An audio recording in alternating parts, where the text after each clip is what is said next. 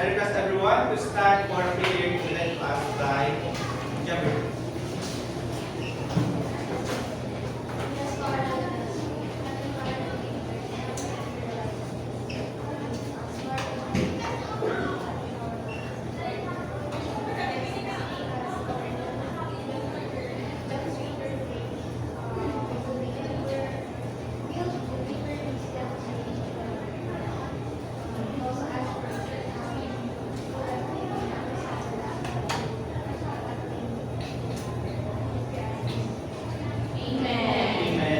Good afternoon, class. Good afternoon, sir. How's your day today? We're fine. Okay, so before you take your seats, please raise your chairs and pick up your leaders around you. If not, you will take your seats now. Thank you, sir. Okay, so before we proceed to our topic, let's establish some classroom rules first.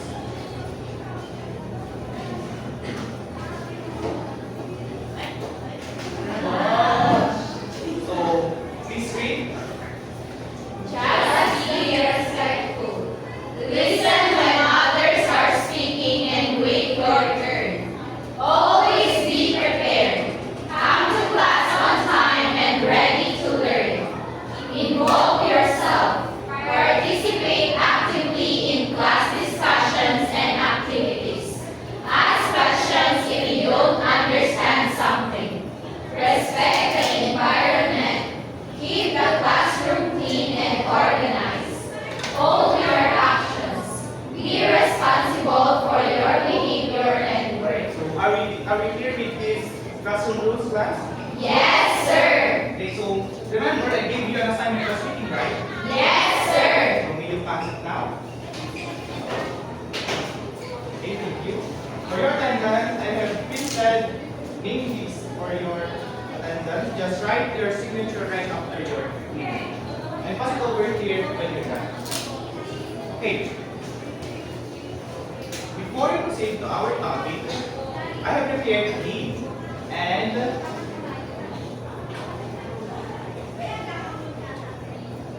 but before I proceed to our lead, of course, let's recap first about our previous topic. What was our last topic, Miss Jeopardy? The rules of citizen. Again? The rules of citizen. So what about the roles of the citizen? And my question, how can you make difference in your home, school, community, and country? May I ask Ms. Reyes? As a student, sir, as a civil student, I know that I can make difference in my school, home, and in our community, as well as in our country by doing simple things, small things that can have a huge impact. Hey, wow! I really hope that you are executing those things you have mentioned. So before we proceed to our main topic, let's have a game first. And I entitled this, What's Inside the Box? Or What's Inside This Box? So I will present 4 clues for you to guess the right answer. The first group who will guess the right answer will probably get 3 points. So I already grouped you into 3, right? Yes, sir. Okay. So are you ready? Yes, sir. Clue 1? Clue 1. This type of page is usually short, often lasting less than an hour. Yes? Okay. I present the second clue. It is treated as a single setting and focuses on one main event or conflict. Any guess? Please? Again? Are you sure? Okay. So let's see if she is right.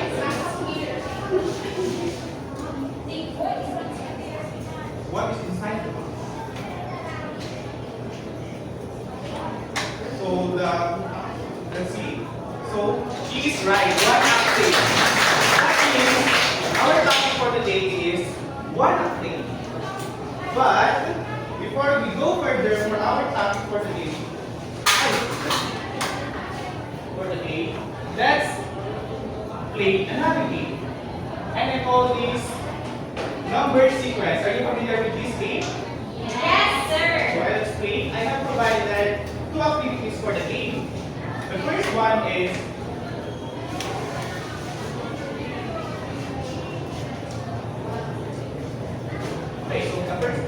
someone help me?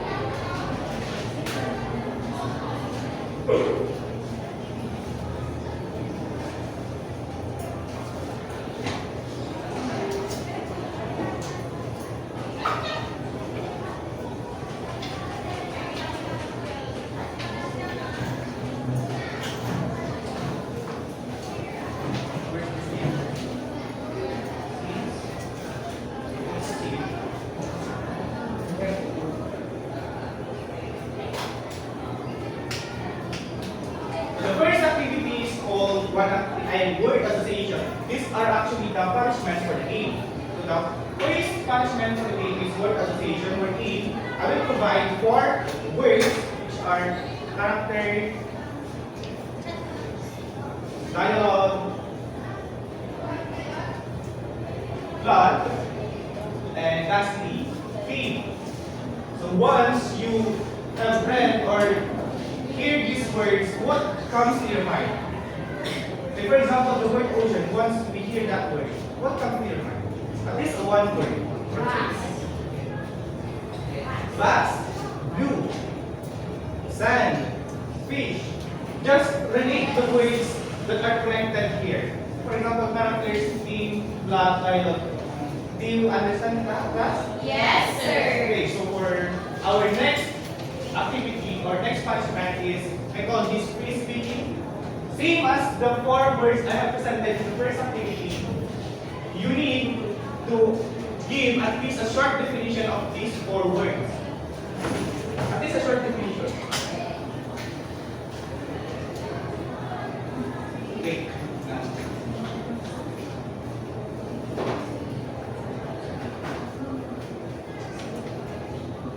Okay. Can you read the flow of the game?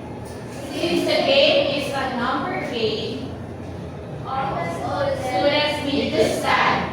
The teacher will start the game by speaking the number 1, and any of them will continue the normal counting sequence of numbers.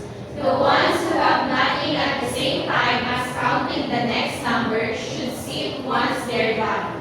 This means that they're already safe from the game. Those who have the same time or almost the same time of speaking the next number, normally 2 people or can be more than 2, will answer the provided activities on the board, and they'll draw a paper in the box given with possible of this given. Okay, so let me read the rules first. The student who recently recited the next number and safely taken his seat, the student beside him, neither his right side nor his left side, they must not continue counting the next number. Like for example, I counted number 1 and counted number 2. You must not continue counting the next number because once you counted the next number, then he will probably answer the 2 given activities on the board.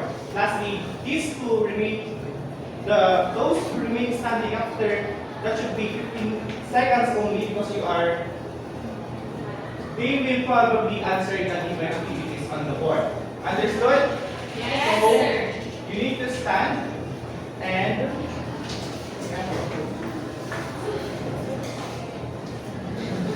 let's start counting the number 1 and any of you needs to continue the number.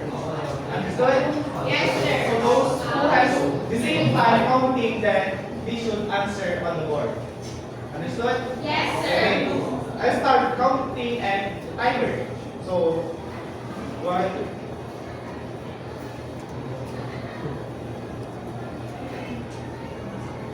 Okay. So are you ready? Yes, sir. 1, 2, 3, go. 1, 2. Okay, so Miss Government and Mr. Dwight, they need to answer on the board. You, since you are right side, you have to answer this and that side. Right side. You can use this. This and this. You need to first the definition before you write. Okay. Start from characters. Start. Characters are the ones who stays in the class. It can be animal or Yes, right. So we will write it now. Okay. So right word association for character, properties and properties. It's two words only. That's enough. Please write. Please make sure that it's readable once you write your answer. Turn it off. Yes. Since you are done answering, then you can already take your seat. Okay.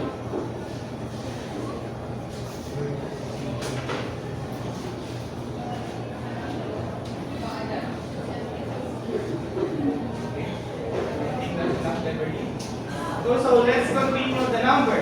So the last number was 2. So I continue counting 3. And you continue counting the next number. 1, 2, 3, 3. 5, 6, 7, 8, 9, 10. So, please answer on the board. Jocelyn and Frieza. Since you are on the right side, please answer the word association, and that side, get Jocelyn. 6. The team.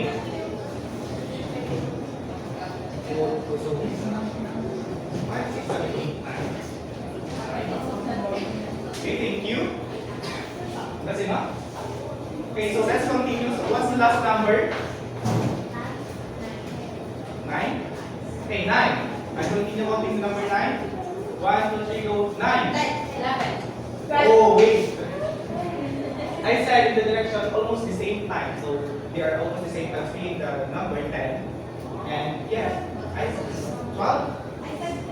I sorry, okay, so let's see. I'll count again. 9. 10. Oh. Continue. Yes, 11. 11. 15. Yeah, oh. In the direction after the first one who were cited, you must not continue the number. So you answer that will be when I'm giving it. Please proceed. Here in front. Any of this, you can do it also team, plot, dialogue, something. At least one word. Yes. I think your answers are not enough, so let's do it again in only 10 seconds. Remember, only 10 seconds is why you need to fasten your counting. Yes, please stand again, all of you. And start counting the number 1 and you continue. 1, 2, 3, go. 1, 2, 3. 4. 4. Frieza and Dwight again.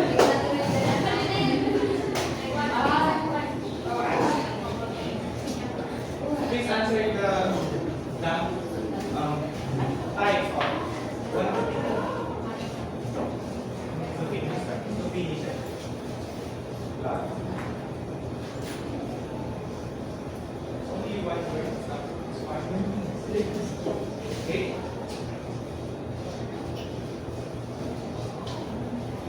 Thank you, Miss Frieza. Frieza. So let's continue. What's the last number? 4. So I will be counting 5. 5. 6, 7, 8, 9. Oh. Christine and Janice, please go in front. You right side, Christine, and left side of Janice.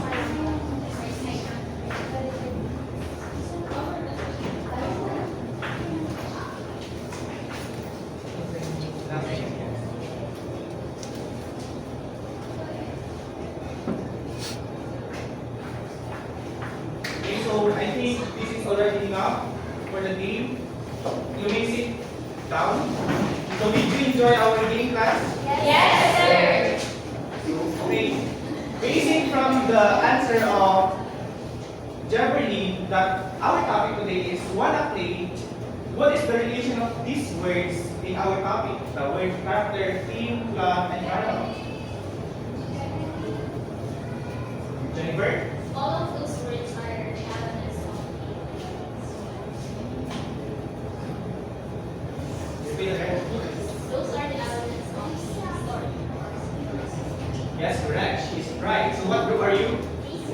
Okay. One point. What group are you? Answer the one thing.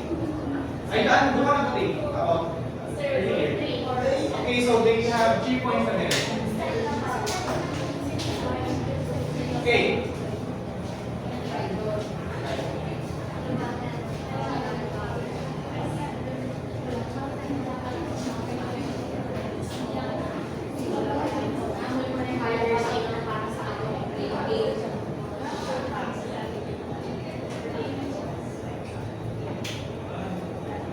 I think this is very sensitive. Right? If someone has me with this, we have to put this here. This is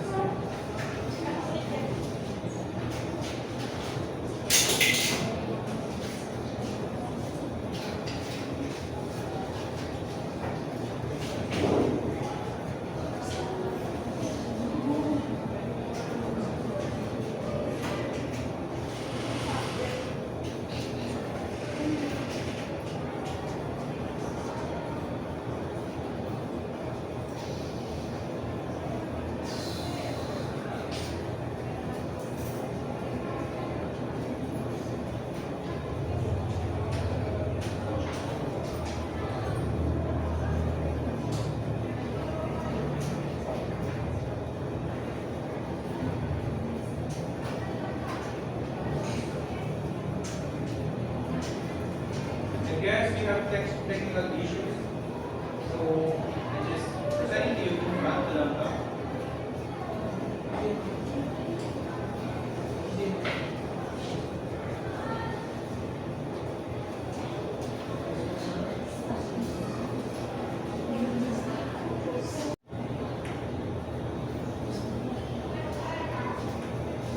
Okay, so based from your answers in this activity, and you have answered earlier that our topic is all about wanna play, and though these are elements of wanna play, let me ask you, what is wanna play? From the term one up play.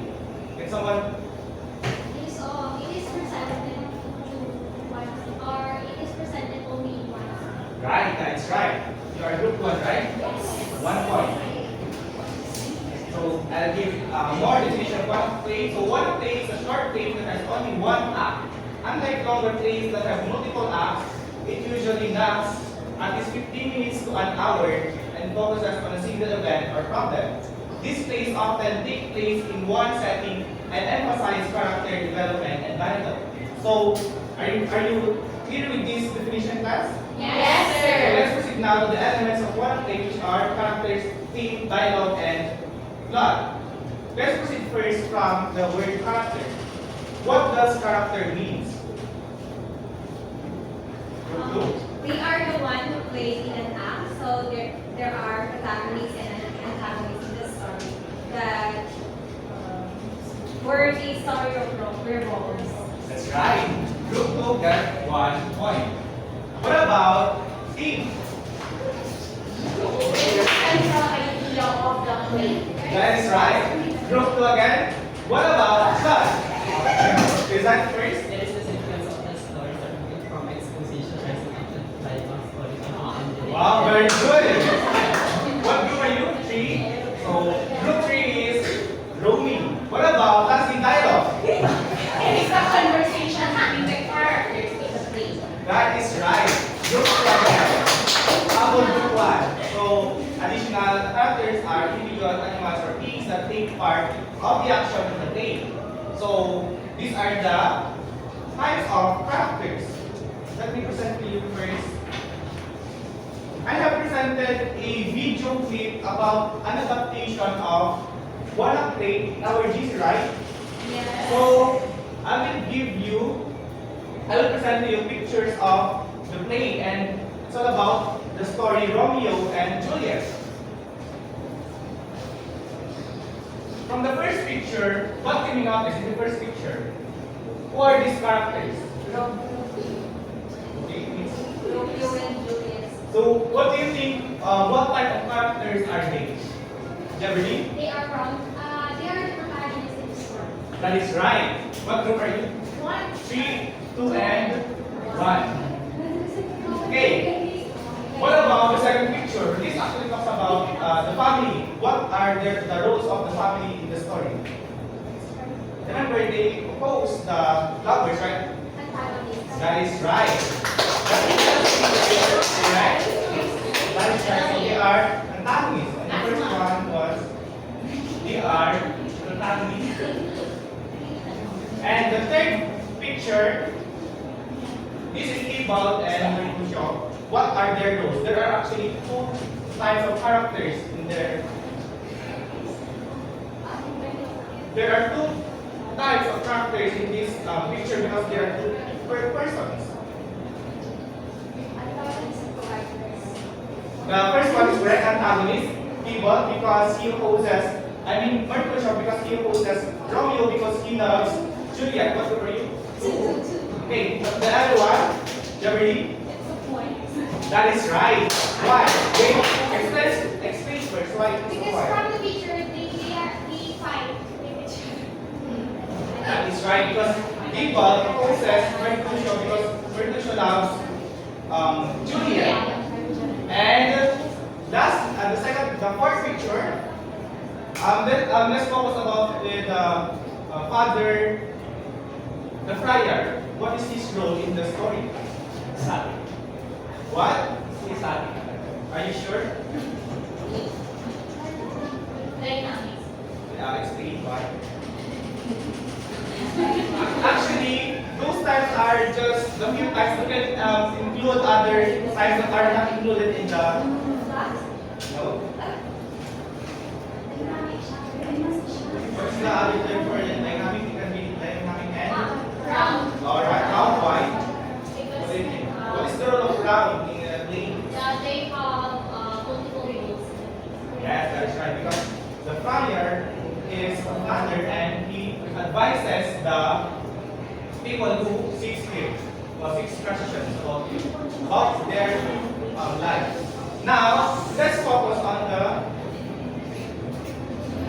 theme, which is okay. What group are you? Group 3? Did I miss? Okay. So group 3 is still roaming. So I already presented the meaning of theme, and she said that it is a central idea message and underlying meaning of the play. That is correct. Let's proceed now to the God. God is the sequence of events that make up the story, and he said that there are 5 elements of a plot. So let's proceed first from exposition. Can someone define me what does exposition mean? It introduces the characters or or it can be the settings also and That is absolutely right. It's the introduction of the characters and the setting. So please kindly read the definition. Introduction of background information including characters, setting, and the basic Situation. Then what about rising action? Jabri? It is the leading part. It is the leading still. It is Wait, where silent. it introduces the conflict and it gets into the climax of the story. That is absolutely right. And in rising action, yes, introduces the conflict. So please read the definition. series of events that build up to the climax, increasing tension and developing the conflict. Then what about climax? Is she recited first? The turning point of my story. That is absolutely right. So please read the definition. The turning point for most events of the story.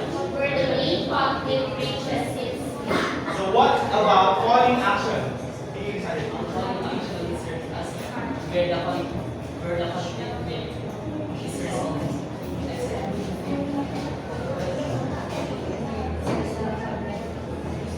Let's see if it's right. So please read the definition of point action. The events that follow the climax leading towards resolution. So what group are you? Silver. Lastly, we have the resolution. Void. This is the conclusion of the story. In short, so conclusion of the story. It's where the story That's right. So group 3 is with Romy. Sorry, I missed. So please read the definition of resolution. Conclusion of the story where conflicts are resolved and the story comes to a satisfying end. So are these elements and definitions clear to you? Yes, sir. I know you are already familiar with these elements and I think you are ready for our activity.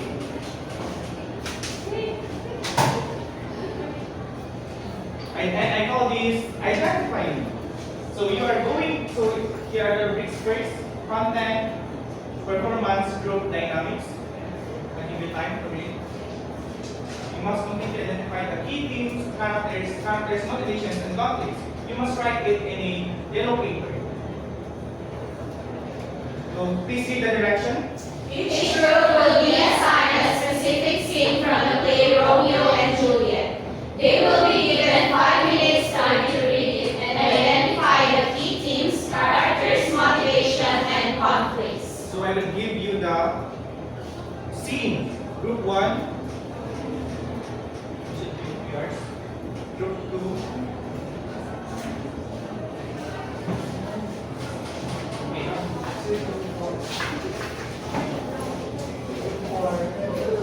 That is your activity for the first activity. But I think we have no longer enough time, so let's proceed to our next topic. I mean the continuation about our topic. What do you know about love and conflict?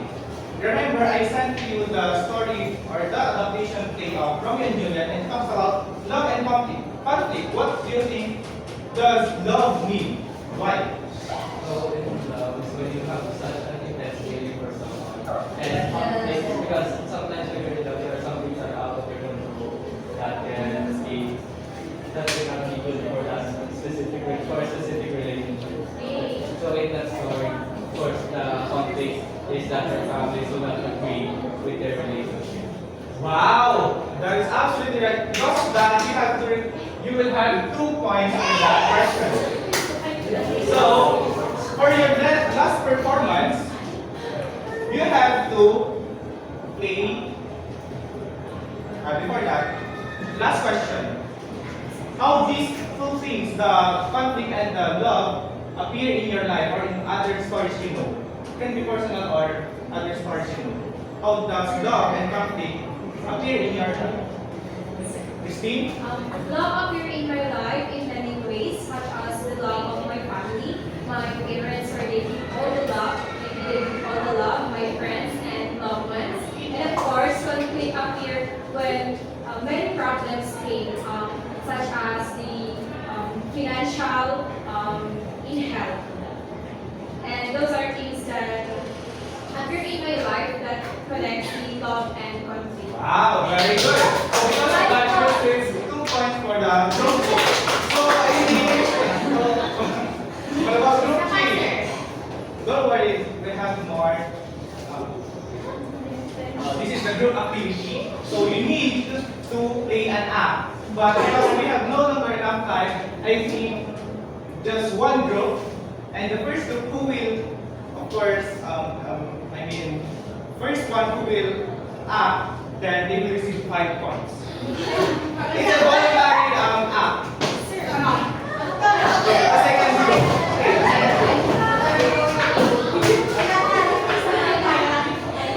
It's up to you.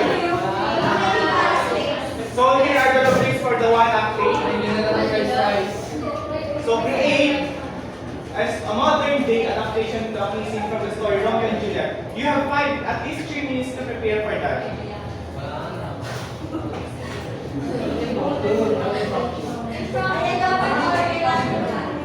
You can base in this scene the fight scene, but if you don't have any other idea, then you can do with that.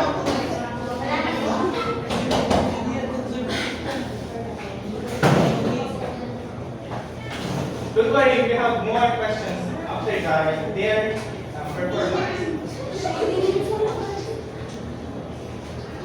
So I will set the timer. What time is it, Miss?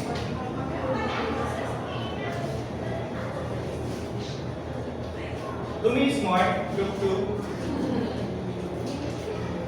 For groups 1 and 3, of course, I will be sending to you the video about your acting that will be presented next week. Don't worry, you can use other languages. It can be Filipino or Ilocano, since it's a modern day adaptation.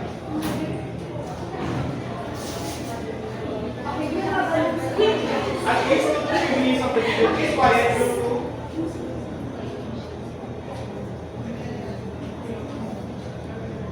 Groups 1 and 3 will rate your performance later.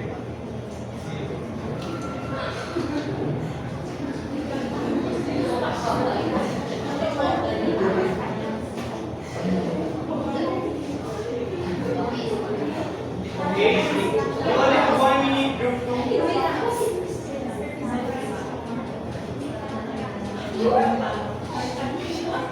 Please quiet. Class, silence, stay. So I think we are ready. After your performance, please give me a 1 part with your names and I will rate your performance. Okay.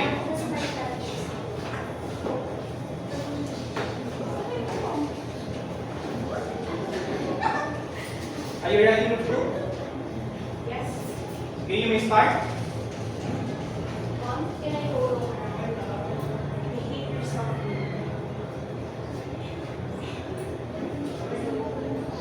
Please watch and be silent.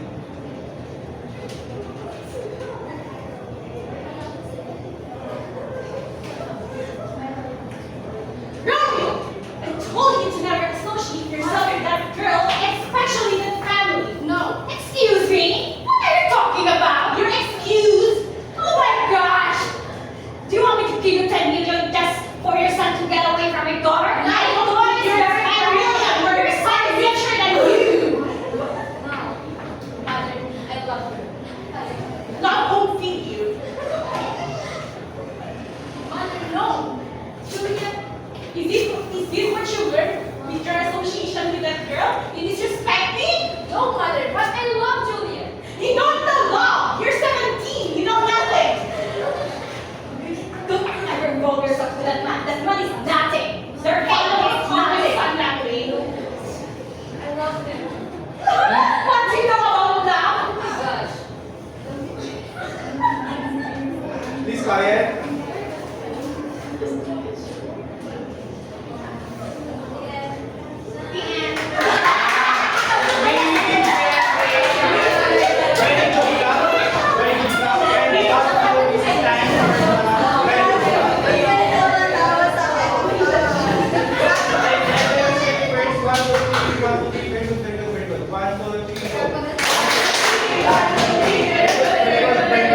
So because of that performance, you probably get 5 points.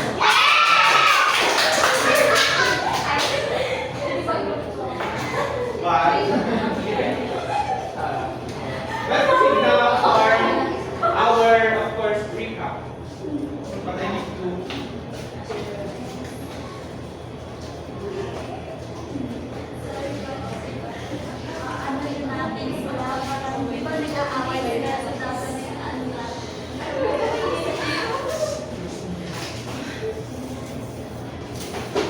for our recap, of course,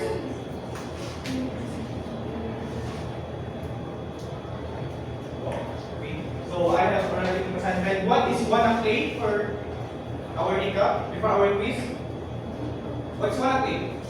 It is a short play that shows one scene, one team, and one sentence. That is right. Group 2 again. So based from our activities earlier, what are the typical elements of one places? And please define for 3 points. Characters, keep dialogue, and So can someone define those elements? Okay. when you say characters, it's divided into antagonists and antagonists. Very safe is the central idea of the story. And that's And that is also the sequence of events. very good. That is the elements. So last question. Define. Oh, I think. You already have that.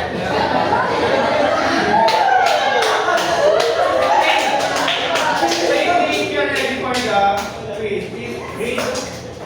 Read the questions, the basic things carefully, and choose the best answer. Write your answer on a 1/4 sheet of paper. No erasures. Okay, so I'll give you 2 minutes. Are you done, class? Yes, sir. Please pass it now. Okay, thank you. So here are the questions. And I will send you the key answers and the answers for And of course, we must always remember that the purpose of our life is to be happy. Like what Aristotle said, the golden rule of life is happiness. The purpose of our life is a life of purpose.